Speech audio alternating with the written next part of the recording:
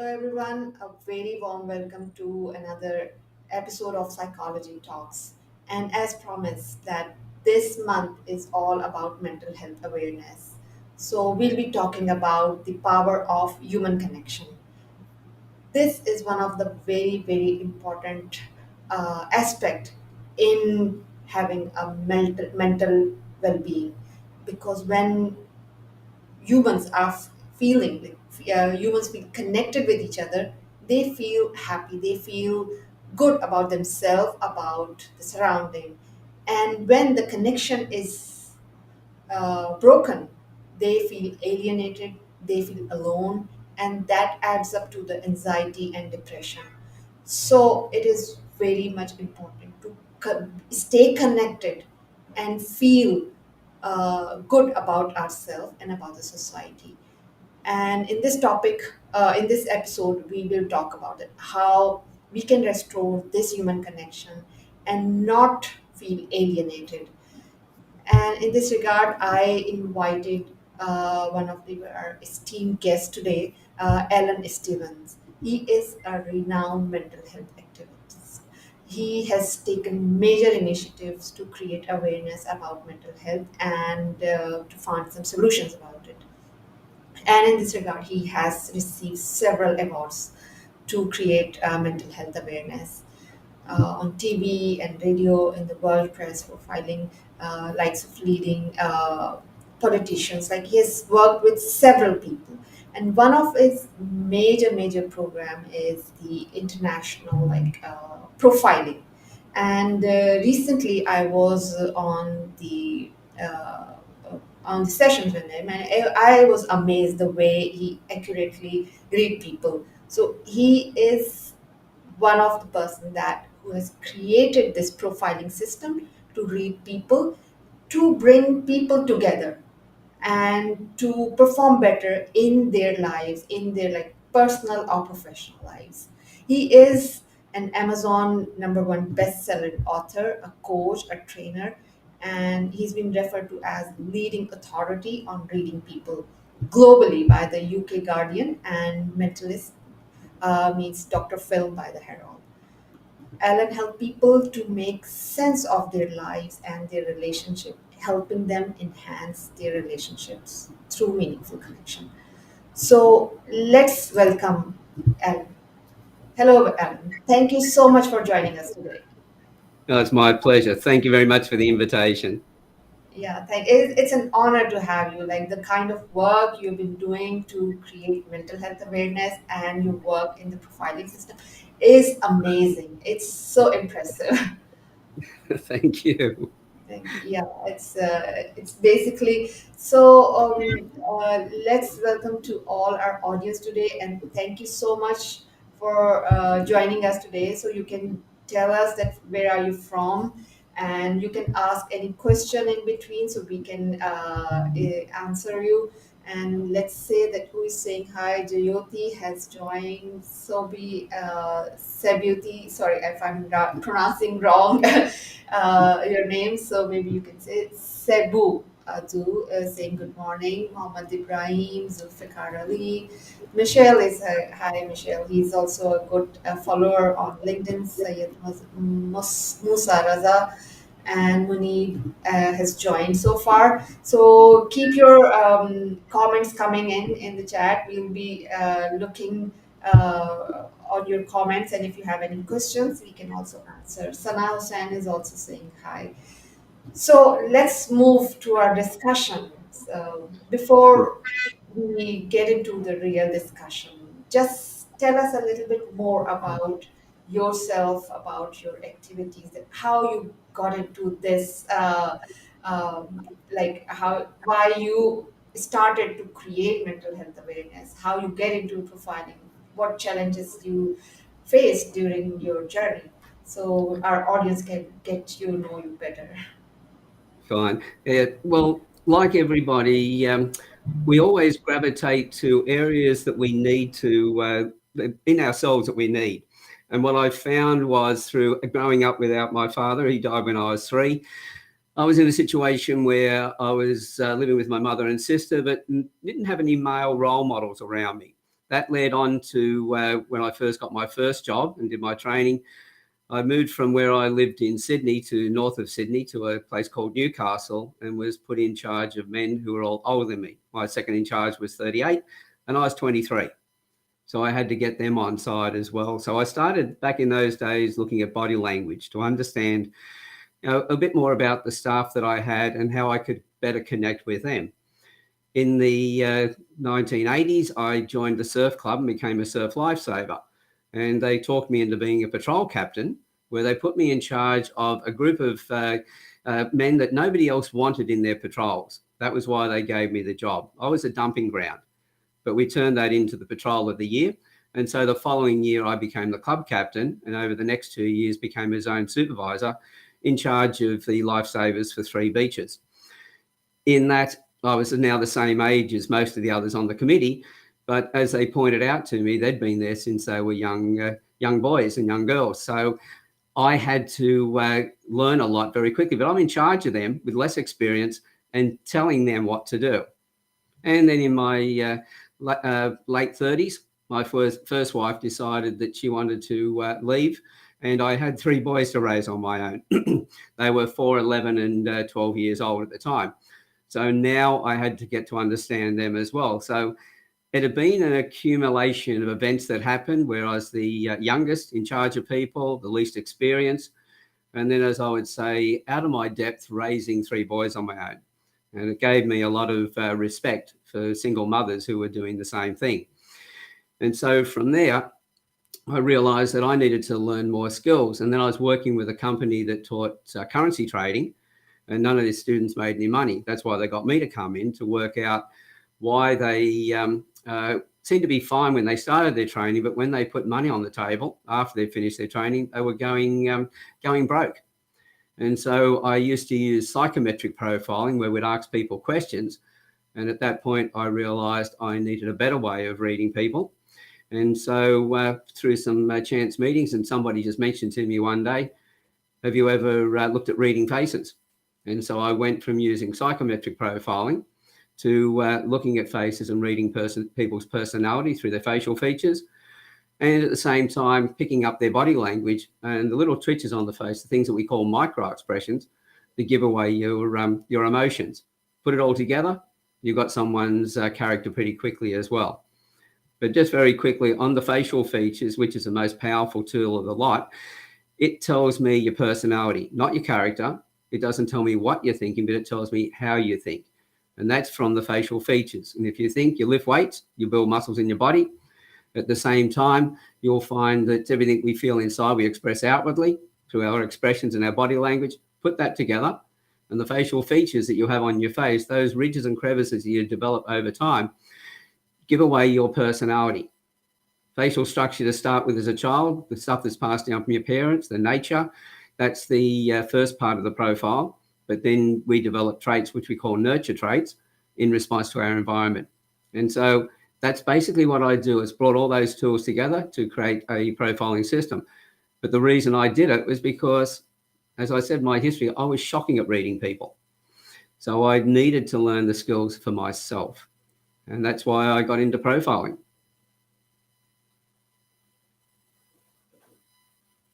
Yeah, that's very brilliant. Actually, I think all of us have this curiosity to understand people around us and I Hmm. mean, how they behave the way they behave, and most importantly, why they behave the way they behave. Because, we try to understand each other, and most importantly, we also try to understand ourselves. So I think what like the tool that you created is very important to understand each other, and then that helps us to perform better in our lives and Hmm. develop better relationships.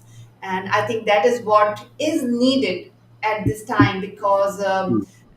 what I see is like the people are suffering, mainly because of these disconnect between themselves and between the relationship they're having. Because most of the time I feel that the relationship breaks or goes in a wrong way because of the misunderstanding, right? Like That's people right. might have Hmm. different intentions, but the like I perceive it differently or the other perceive it differently, and that creates the dissonance.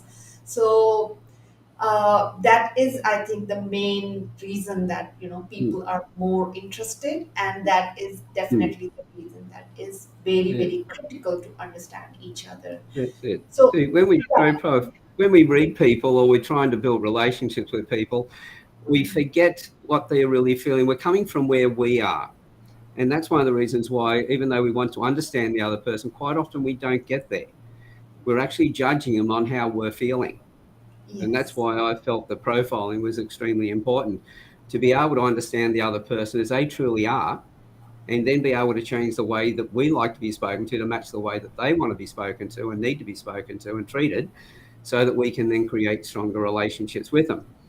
It's, I think, because, well, like, there's four things I always say in profiling: that everybody is suffering or is insecure, everybody wears a mask, Yes. everybody pretends they're not wearing a mask, and everybody is a combination of all of their childhood experiences, the good and the bad. And so, with that, we're feeling all that all the time. And so, people want to feel that they are right when they're talking to other people. One of the Yes. things I learned along the way was I don't have to be right, but I do have to understand. If I Yeah. can understand another person by putting my stuff aside for that moment and talk to them in the way that they need to be spoken to, they will always open up and tell me more. And then we have a more respectful and a more positive relationship. Yeah, yeah, very true. So, like, now moving on to our discussion about the mental health, like, Hmm. basically, so how, in your opinion, is important to have that connection between people that helps people to have more or better mental well-being? Well, if you don't have a better connection with people, well, the first connection you got to have is with yourself. Yes. This is the thing. Most people are beating themselves up because they, and social media hasn't been a great help because there's so many people out there telling everybody how good they are. But I guarantee every one of them are wearing a mask. Yeah. And most people can't see through that mask. All they can see is what's presented to them.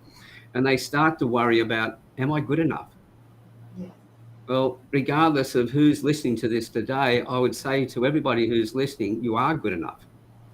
And I've got a saying that I always say to people: if you don't think you're good enough, get over it. If you think you're too good, then get over yourself. And so, and this is the thing: if you're able to realize that if you're doing the best that you possibly can do, you can't be judged for not doing better, because nobody makes a bad decision. They make decisions with the information that they have. So if Yeah. everybody is trying to be the best version of themselves, be happy with yourself in that. Take the pressure off yourself. Don't keep beating yourself up because you're not as good as what somebody else is projecting themselves to be. Because I guarantee behind closed doors, they're not that good. And they're probably feeling just as insecure as you are. Yeah, yeah. I think is the major mistake that people do, is basically projecting their own fears over themselves and thinking that they are and thinking the other person is wrong or something. Because most of the time, what I feel is that when people are come into the relationship, what happens is they have, as you said, that everybody wears a mask, everybody wants to project the best self of themselves, and at the same time they have their insecurities, they have their fears. So what they do is that they actually project their fear onto themselves, and then Hmm. they try to avoid those fears. But the thing is that these are the things that happening in the at the unconscious level, where, as you mentioned, that when we become aware of ourselves, then we realize that, okay, that's like we have this fear, we are not supposed to project this fear or the insecurity over to other, and then have a smooth relationship. So I think that is one thing, and that's why what happens, what I feel is that that then these insecurity creates a disconnect, and then creates a state of aloofness in human mind. So the people who break, like, who suffer from the, like, relationship loss or something, so they feel more alienated, more alone, not because the other people are wrong or something. It's all because they have to first become aware of themselves, and then correct themselves rather Mm. than, trying to work on the relationship, right? Yeah. See, I always say to people, and that you can only be one person, and the only person you can be is yourself. But we're Yeah, spending too much time trying to be something else for other people. And I went through that myself. As I said, two divorces, and I've had a lot of relationships as well. And I was always trying to be somebody for somebody else for the other person, and realizing that wasn't good enough. yeah, What I should have been doing was the best thing I could have been was just be me. Because at the end yeah, of the day, if we are just ourselves, we will attract the people who like that. Instead of trying to be somebody else and trying to be there for other people who don't like us in the first place. So we yeah. can't win if we're trying to be there for somebody else. We need to be there for ourselves. You know, I have Yeah, conversation after conversation with people where they sit down, they tell me their life stories, what they've been through, and they're all once wondering whether I'm going to judge them. There hasn't been one person out of, well, in the last 4 years, it's been well over 300 people I've spoken to, and they've told me their life stories, and not once has there been a story that thought wasn't worth hearing. Everybody has a story. Everybody is unique, and so your stories you have are unique. They're your stories, yeah, and be able to have somebody sit and listen to those is a gift, and the person who gives that space to them, they're the ones receiving the gift. It's a two-way yeah. street. Very So true. once we realize we don't have to be there for it, be a certain way for other people, we just have to be ourselves. That is the biggest gift we can give other people, not trying to put on a mask and being somebody else altogether. That then takes the pressure off us. And once we take the pressure off us, we can start to be happier, because you can be around all those people trying to be somebody else and be totally alone and unhappy Yeah. because you're not being you. Yeah, that's brilliant advice. Actually, I think, we should always learn to be happy with ourselves, and once we do that, we are much more at ease. And that's the mental peace, and that brings in the harmony with ourselves and in our all relationship. Here's like we have a question from Sina. He's a good friend. What factor define mental health? I must add, for a person like me living in Middle East, it's quite different with a person who lives in Swiss, for example. But again, what are the factors we should learn or develop to help ourselves? So One of what? the things, one of the things I always say to people is that we are all on the mental health scale. It Yeah. just depends on which end of it we're on today. Mhm. Because if we're having a great day, we're going to be at the happy end of it. We're going to feel good in ourselves, and therefore we're not going to feel negative things. But we have a bad day, we start to slide the other way. There are a whole lot of different factors that define it. You know, the trouble is that we're trying to give labels to everything, and that's where we're going wrong. We're labeling everything, and then we got everything labeled, then we have to label it further again. And it's like, I don't understand why we're doing this, because it's putting more pressure onto people. We're putting Yeah. people into boxes and then putting them in on the shelf in that case, and we're isolating them. Once we start to realize that mental health affects every last person on the planet, directly or indirectly. And if it's Mhm. indirectly because of somebody else around us, that is still affecting us directly.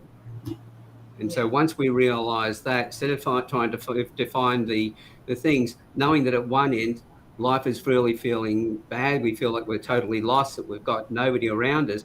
The other end, we're talking about, we're happy, we've got the right people around us, and we're happy when we're on our own as well as when we're with other people.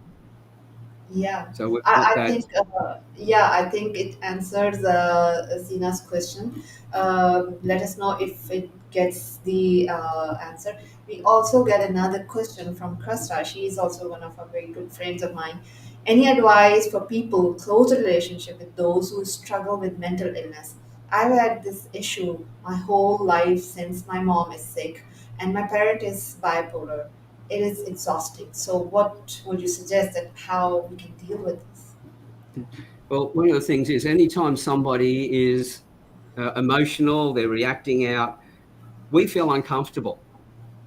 And next thing you know, we're reacting to that because we don't want them to, emotional empathy can be a real bit of a problem. So we have three levels of empathy. The first one is cognitive. I can see you're in trouble. You know, a torturer needs that. Otherwise, they won't get their jollies when they're bullying somebody or torturing them. The emotional empathy is where we feel the other person's pain. But the trouble then is that if we spend our time in that, we get uncomfortable because we don't want to feel the pain ourselves. Yeah. And this is then when the compassionate empathy comes in, where we try and fix the issue. The thing is, though, we need to experience the emotional empathy to understand the other person, but realize that not to take that stuff on ourselves. We can't help somebody else when we're feeling depressed ourselves because of the energy that they've been putting out. The thing is to seek to understand somebody. The more we can understand how they like to think and process, we can then talk to them in the way that they need to be spoken to, and the response changes. I've profiled a lot of children with Asperger's and autism, and their parents have said, well, we've medicated them, we've tried to communicate, nothing's working. And I go, right, well, let's look at the child's personality traits. And what we need you to do is to then change the way you like to be spoken to match the way they need to be spoken to. All of a sudden, the child then starts to realize that the parent is understanding them and they feel more comfortable, because a lot of it is frustration. So Yes. by setting the environment up for the other person, so finding out what makes them feel comfortable, how they feel happier about things, and then we can you'll find that their behaviour will change. They'll Yeah. come. There's more understanding in there. But the first thing is, I know a lot of people say, "Oh, I've got to be selfless when I'm working around them." No, I always say to people, first of all, you need to be selfish so you can be selfless. In other words, you've got to look after yourself first. Yeah. If you're getting stressed because you've been caregiving to somebody, you need to take a respite. You need to come out of it. You need to be able to get your energies back up. Then go back and talk to them in the way that they need to be spoken to.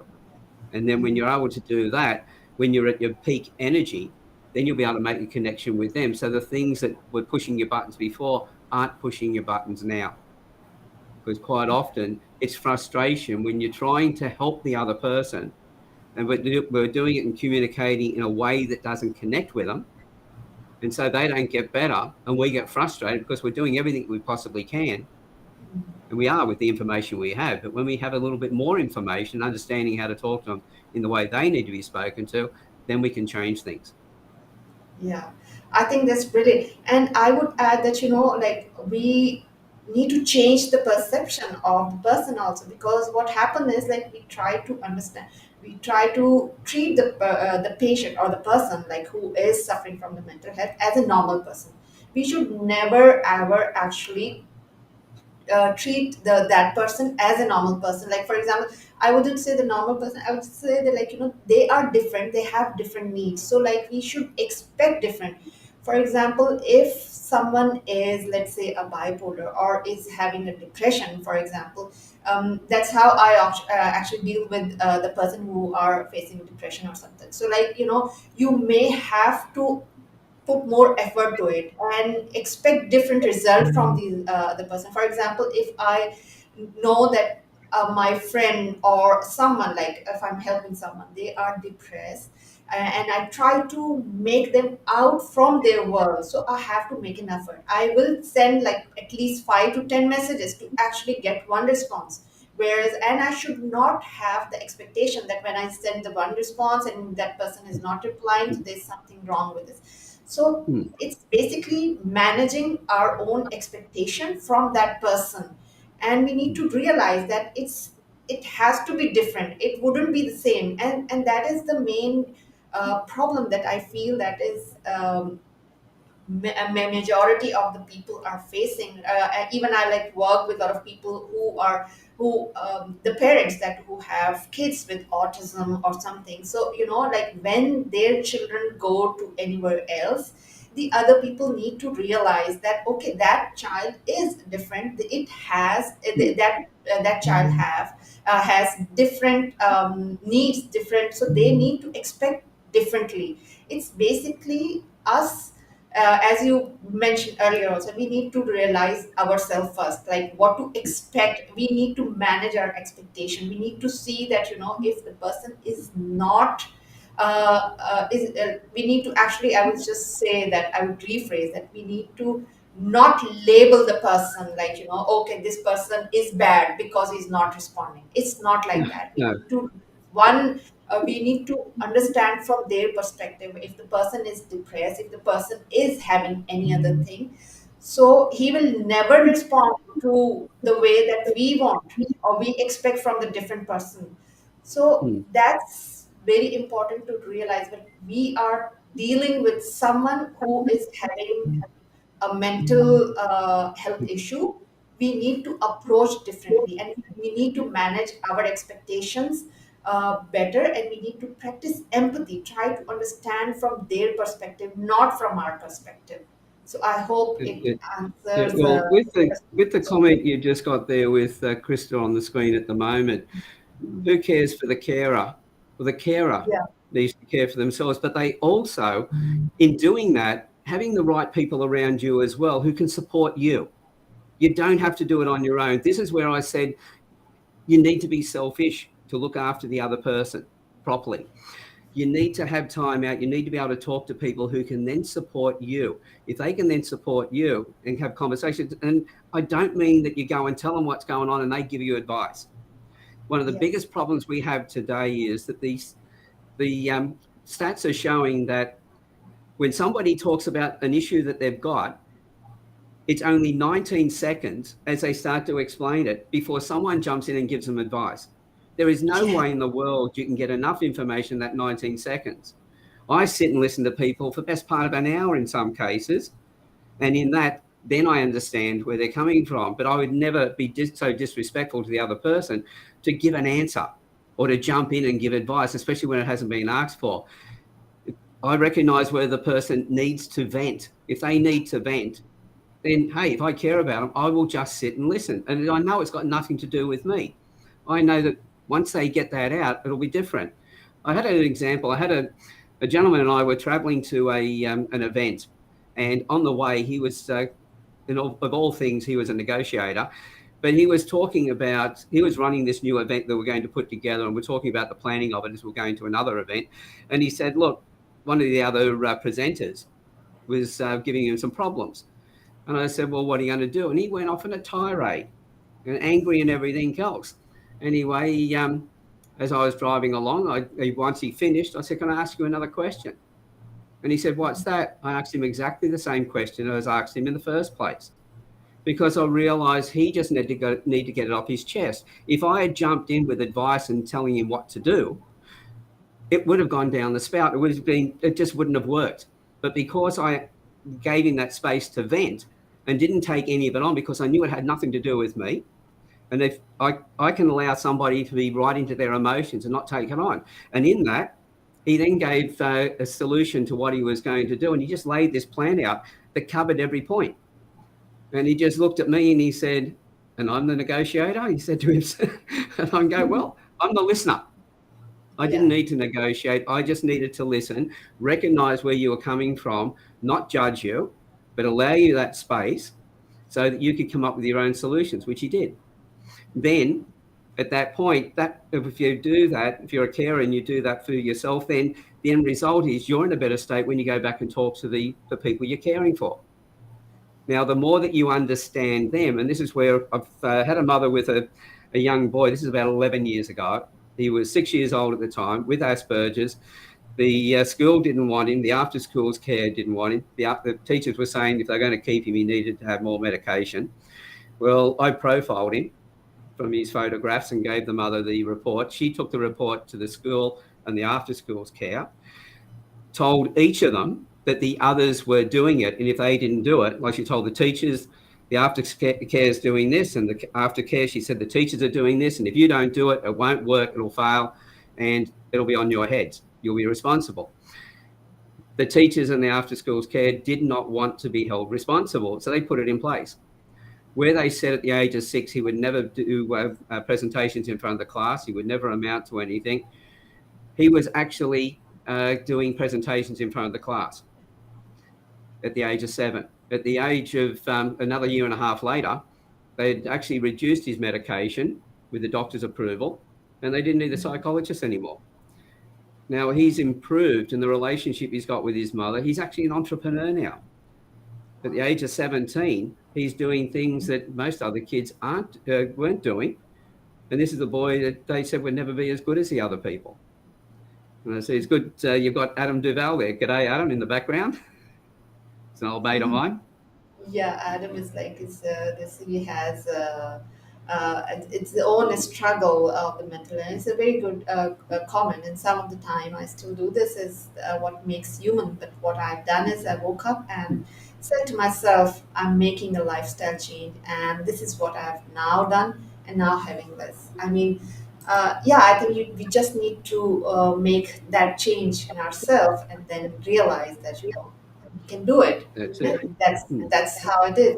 And like you said brilliantly that it's we just need to come out from all these Mm, the state of like negotiation or something, and try to mm, listen to the other person.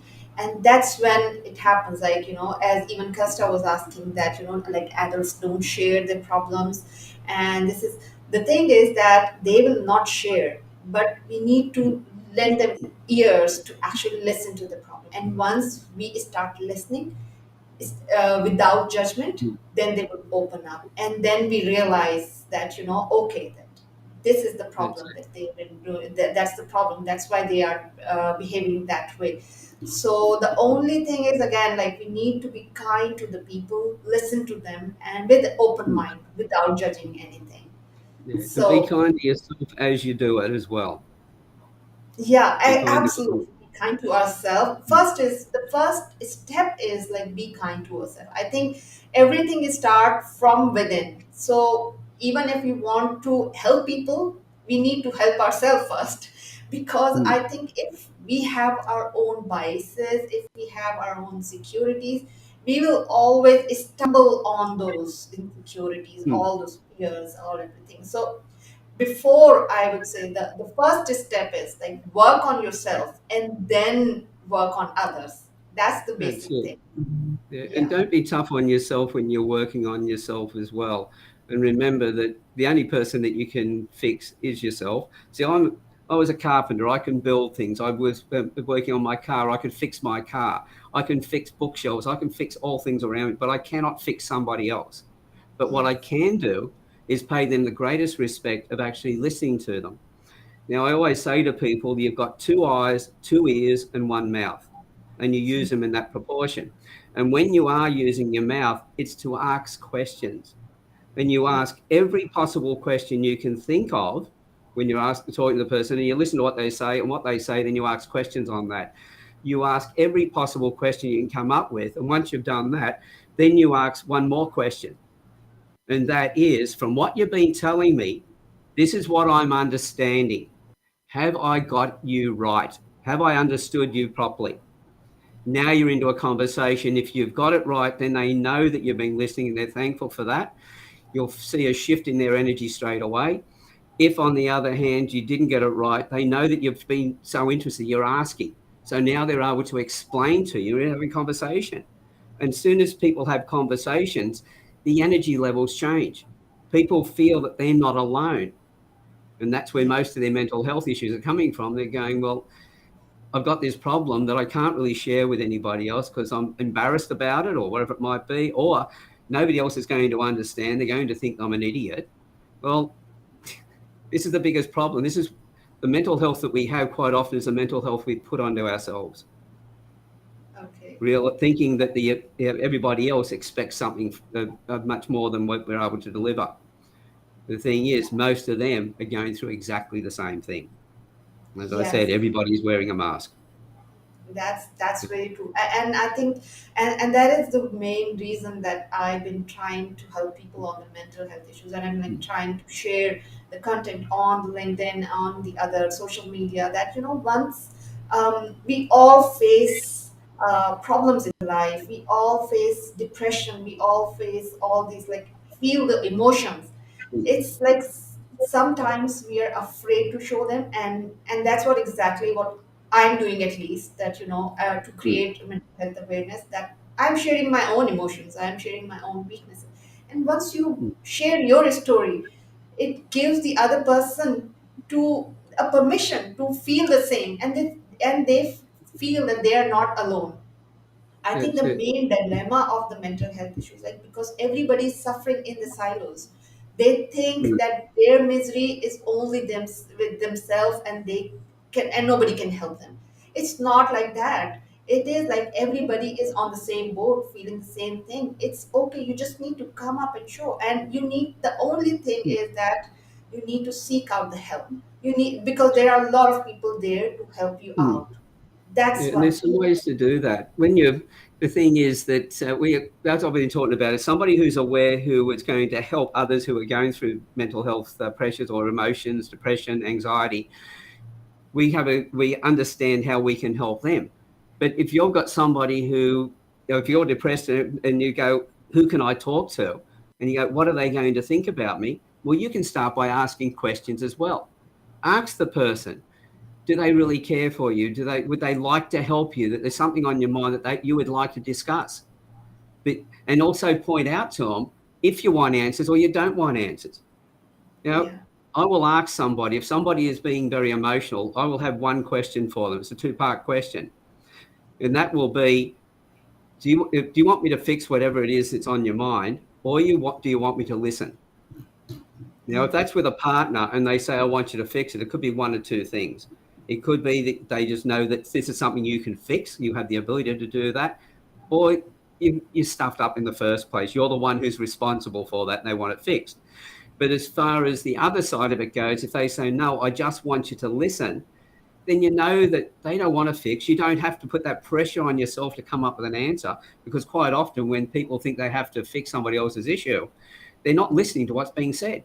Now you can just Yeah. sit back, listen, and the person knows that your eyes, your ears are totally focused on them. And they can then start to talk about it. And you know that they said they don't want you to fix it. And then at the end of it, you can go, is there anything I can do for you? And at that Yeah. point, they go, most of the time, they go, that's all I needed. And a lot of times, that the person may have been suicidal, but doing Yeah. that, now they're not. They're thinking somebody does care. Because quite often, when people are going through mental health issues, they feel that they're alone. Yeah. But I always say to people, when you call out for help, do it carefully in the way that you do it, that it doesn't come across that all you're doing is putting it out there to look for sympathy. Put it out there so that you can get the support that you need. Just be aware that, well, most people I talk to, most people want to help their friends and the ones they love around them. Yes. They even help strangers. There's so many people running charities at the moment who go out and help people that they don't know anything about. That just shows that, we are tribal creatures. We are, it doesn't matter about your gender, your culture, your religion, or anything else.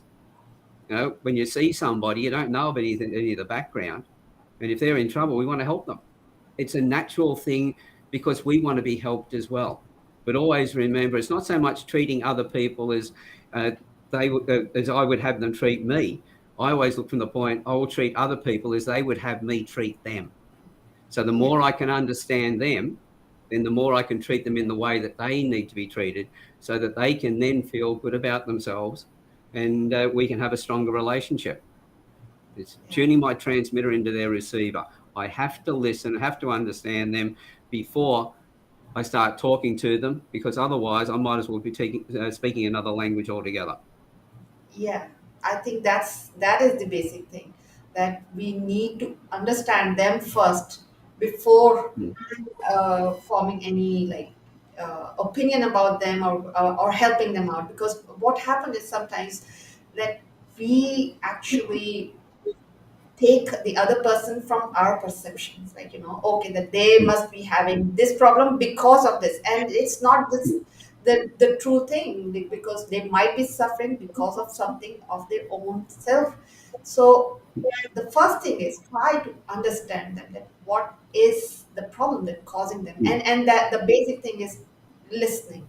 Oh, mm, listening without our preconceived biases. That is very, very important. And the thing is that it takes time to also practice this. because as Yeah. humans, we always see things from our past experience. Like, if we see Mm. someone doing something, so we see that, okay, maybe this person is doing this because of that particular reason, which is not Mm. basically his reality. That we making That's connection it. based on Mm. our past experience. So That's it. that we need to actually come out from our biases and then build an empathy, try to understand them, and that is the only way we can help. I think Kirsta is asking another question, so let's see. What if you don't want to listen? Empathy is one thing, but there's fine line with enabling victim behavior and codependency. If you're close to a person who's always negative, complaining, or excuse making, then it can be very heavy for those close. Sorry, I cannot see the full one, so I can see close. I prefer to call them out in, and if it seemed like depression, to refer them as to a therapist. Yes, I think it's Yeah. okay. I think she actually Yeah. replied herself that if you think that Mm. you can't help a person, it's better to actually seek professional help. That's it. See, empathy, you've got to be really aware of what the empathy is. Empathy is helping the person to get to a solution. Just listening, just with emotional empathy, they always say that a problem shared with a problem halved is a problem halved. That's totally incorrect. A problem shared is a problem not acted upon is a problem magnified. A problem Yeah. shared but then acted on is a problem halved and actually reduced and in a lot of cases dissipated completely. This is one of the reasons I challenge people when they make comments, on social media and other places, and I go, okay, why did you make that comment? What were you actually looking for? If you were looking for empathy from people who don't understand, that empathy is empty. But Yes. if you've got somebody who understands you, and I've got family members and people close to me, and if I know that they just want a pity party, I'm not going to join their party. I'm sorry, I'm not interested in pitying you. I want to empathize with you. I don't want to sympathize with you because sympathy is saying that somebody's not as good as you. But empathy is saying somebody who's equal to you. It's a Yeah. different thing. And as I said, it's not just emotional empathy, but going to the next level. First of all, I've got to acknowledge the emotional empathy. I've got to show that I fully understand it. I appreciate what they're feeling. I validate that they can feel the way they feel. But then I go, rightio, now what are we going to do? How are we going to change this? Yeah. Now, I realized many years ago when I first started looking at doing this work, I was a lifeline counsellor. And on one night, I had three people who were talking about suicide. Now, Oops. one of them, the woman rang me, and it was an ex boyfriend she'd seen. He was stalking her, and she was talking about, and I knew even though she wasn't saying it, she was looking for sympathy. She was talking about committing suicide. And I said, "Hang on," and she said she was going to go and go down the shops and get some cigarettes, and then she was coming back. Well, she did that. She came back, got on the phone again, and she started talking the same way. And I said, "Hang on. First of all, I'm here to listen to you, but remember, I'm the only person on the phones tonight, and it's probably around about an 800 kilometre stretch of coastline. I'm the only person looking after all the calls. You're not talking to me properly." I got her so angry, she wanted to kill me. Now, she Oh. can't kill me because I'm on the end of the phone. She doesn't even know where I am. But she's got so angry with me. She called me names, hung up the phone. Now, I knew that she would not go and commit suicide at that point because she was so angry with me, the focus was off her and on me. Well, she Yeah. rang back a bit later on and she said, "I got to tell you, I love you for what you did. I said, I know why you did it. It changed my state." And then she laid out a plan of action of what she was going to do. And then as she hung up, she said, "Oh, by the way, you're still up." And she used the same language she did before with a laugh in her voice and hung up. And so I knew that she had changed the energy that she had. And so her thinking is now different.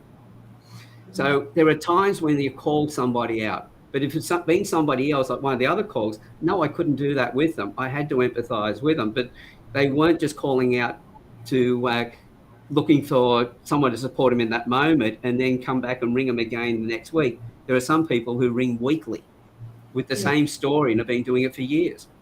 Yes. So that's then we then become what we call it, an accomplice to what they're holding on to. So there are Yeah. times to call them out, but there are times in that to do it the other way, to be empathetic and everything else. But the gift is in understanding. If a Yeah. person, or if you're a close carer and the person is always complaining, going into the sympathy mode, wanting sympathy, and then acting like a victim, never wants to move forward, then you have to call them out on it. Because to call them out, but doing it the right way, being careful with it, is actually the most compassionate, loving thing you can do for them. Yeah. Just joining their pity party, that's that doesn't help them one little bit. Yeah. But if they Yeah. really want you to listen so they can express themselves, then yeah, I'm happy to be there. But if they Yeah. come back and they want to do the same thing over and over, no, I'm not going to do that. I would say, right, we did it before, we did it again. I'm not doing it a third time. Yeah, tell me, with what you've gone through, we've discussed this before. What are you going to do? What positive plan of action are you going to have? How can you turn that situation around? Yeah. So if we're raising children, for instance, our job, we're not sculptors and we're not carpenters. Our job is not to turn our kids into something. Our job is to guide them. We're gardeners. Our job is to help them to and look after them so that they become the best versions of themselves. So we're always trying to teach our children how to fish, not giving them a fish all the time. We don't want to develop them so they can look after themselves as they get older. It should be the same with our friends and Yeah. the people who are caring for. Do the same thing. Figure out, okay, am I just a support? Am I just taking on that role where they're keeping themselves in a prison and I'm just going to keep assisting it and keep passing them through the food through the bars, so to speak? Or am I going to teach them how to unlock that prison door themselves? Yeah. What a brilliant actually advice from you. I think this is the important thing, most important thing. That's like, the most of the time what happens is like people are stuck in their own vicious cycle of thinking. They actually love to play the role of victim because that gives them the excuse to take away the responsibility of their own self. Mm, So what happens is like when people are suffering, they want to actually get away from the responsibility that they own, so they play the role of victim. They keep on like they are stuck in the vicious cycle of the mm, thinking that they think that, oh my god, this is happening and we are the ones who are the victim of this. And then when they share it with the other person, and then that person if mm, magnifies it, as you said, that if the person is sympathizing and is just say, oh my god, that is so bad happened to you, so that person is not helping them get out of mm, their own self-imposed sort of limitation in their brains. And these this their the sort of, I would say, the prisons or that is that they made mm, in their mind, they will never come out from this. mm. So I think seeking the right help is again crucial to deal with the mental It health is. problem. So if I've got somebody who is angry, for instance, if I just say to them, oh, it's okay, is it any wonder they want to take my head off? Which is natural because I've told them it's not okay to be angry. So I always respond by raising my voice and everything else to show them that I can get angry as well. But then I change the conversation. I change the way I talk. I change the way I'm breathing. I slow it down. I change my language. I said, right, Yeah. I've met you at your anger, but I'm not going to stay there. Why don't you come down here where I am? Yeah. So it's always a case of being able to validate the other person. If somebody's depressed, whatever they're feeling, I validate it. Now, I've had friends who, on the phone, they would then whinge and carry on about things. And I'd say, rightio, look, next time you ring up, I want to hear the positives. Oh, yes, I'll hear what you're going through, but you have to tell me what Yeah. positive things you've been thinking about. And let's have a chat about those and see if we can, Yeah. make them even better again. And I go, but if you just come back and you whinge or you're angry or anything else, I'm just going to hang up. I will call you back 5 minutes later. So I let Yeah. them know that I'm not just shutting them out. I'm telling Yeah. them, no, I will not take that from them, but I'll hang the phone. I'll give you a call 5 minutes later. They do that. I'll ring them back and they may go off on the phone. I go, hang up again, call them back 5 minutes later. And they learn that you can't talk that way. If you want me to be there for you, you have to also respect me as well. I will Yeah, listen to your stories. We will then work on a plan of attack on how you can work it through. I won't tell you what to do. I will ask you so many questions that you'll be able to realize what works for you. Therefore, yeah, you own it and you can do something with it. But I will not argue with somebody. I will not keep, if the behavior is wrong, I just won't tolerate it. And yeah. that's I what I think would that's do. perfect. I've done Yeah. that with my mother when she was alive, when I was much younger. Mhm. She used to ring me and I'd hear all this and I go, I'll call you back in 5 minutes when you've settled down. Clunk. I pick the phone up. She'd go off again. I go, okay, you're still feeling that? I'll give you a call back in 5 minutes. Clunk. And after a while, she realised that, hey, if she's going to talk to me, then the only way that was going to, and that was how I could then show her my respect for her as well. It Yeah, wasn't that I was disrespecting her, but I was respecting our relationship. So it yeah, was, and it was also having me respected as well, because you can't help somebody if they don't respect you. yeah. You have to That's build that relationship with them, which means you have the right to tell somebody who's not doing the right thing, hey, you need to change from that. If you're talking to me, you need to talk in a certain way. yeah, very true. I mean, that's brilliant. Um, I know that we can keep on talking about it and having a discussion. A lot of comments like coming in, but I'm afraid like the time is running out, and we already like exceeded the time. But so maybe we can arrange some other session or something. So Yeah, love to do like, yeah, what last advice would you like to give to our audience today before we close this session? that. Okay, well, just remember that what you do for yourself dies with you, but what you do for others and for the community isn't always will be eternal. So it's the connections, the relationships that we have. But always make sure that you're being respected in that relationship. But there's a lot of groups out there. I run the Campfire Project, which anybody can come along and join. They can tell their stories. And in that, the beautiful part of it is I've got all genders, all cultures, all nationalities. I don't mind what any of those are. The only thing is, anyone comes in, they've got to be respectful to people. If they're disrespectful, they're out in a flash. And people go, but that's a bit rough. And I go, well, if you're telling your story and you want people to respect you, and they go, oh, okay, I get it. And I've sat there, and as I said, we've had over 300 one-on-ones, and we've had panel discussions where we get the opportunity for those who have told their one-on-one stories to be able to join those panels and share what they're feeling. So now they're discussing things as well. And as I said, no bigotry, no sexism, and no racism in over 500 hours of conversations, and not once has anybody been disrespectful to anybody else. So it can be done when you set the environment right. So if you're caring for somebody, word of advice, set the environment up, let the person know what's acceptable and what's not acceptable. You want to, if you're going to help them, they need to know that they need to respect you, or otherwise you can't help them in their journey. Yeah, yeah. Thank you so much for your time and advice. And we had a wonderful discussion and session here today. Before we close the session, also let our audience know that how they can reach out to you, your website or email, maybe like you can share in the chat, and then I can put it here. Mm-hmm. Let's see. I think so they can Well, reach out to you. Yeah. the website's extremely easy. As you can see, my name on the screen there, Okay. alanstevens.com and Oh, .au for Australia, but also the campfireproject.com.au. You'll okay. find the Campfire Project. So alanstevens.com.au is my business website. Thecampfireproject.com.au is the Campfire Project page. Okay. Okay. I will also share. I'll share it in the link Yeah, in the chats later on, maybe, mm, so they can yeah, reach out to AU, you. AU. Yeah, Yeah. I think I read it in like W. So okay, It's I'll do always it the way. Yeah. again. It's So always the way. When I'll I'm do typing as well in a hurry, I always mistype as well. So that's no problem. okay. So I think I will not do it now. I will do it later. So do it. It's okay. And anybody can like reach out to you Yep.